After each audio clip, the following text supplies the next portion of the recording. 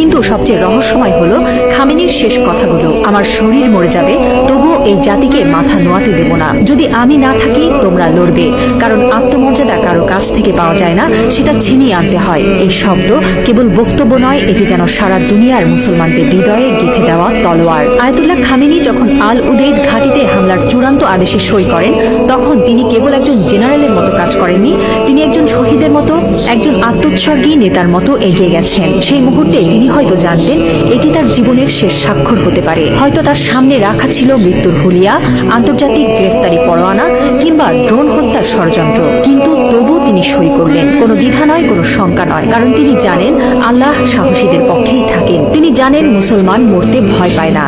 যারা আল্লাহর পক্ষে থাকেন তারা জানে মৃত্যু মানেই পরাজয় নয়, বরং আত্মত্যাগী বিজয়ের শুরু। এই একজন মানুষ এখন আর কেবল ইরানের নেতা নন, তিনি হয়ে উঠছেন সারা বিশ্বের মুসলিম উম্মার প্রতীক। একজন বিশ্বাসী, একজন অটল মুজাহিদ, একজন সাহসী পিতার মতো তিনি বলছেন, আমি থাকি বা না থাকি তোমরা লড়বে। হ্যাঁ মুসলিম উম্মাহ, তোমরা মাথা নিচু করো না। লা ইলাহা ইল্লাল্লাহ, আল্লাহ ছাড়া আর কোনো ইলাহ নেই।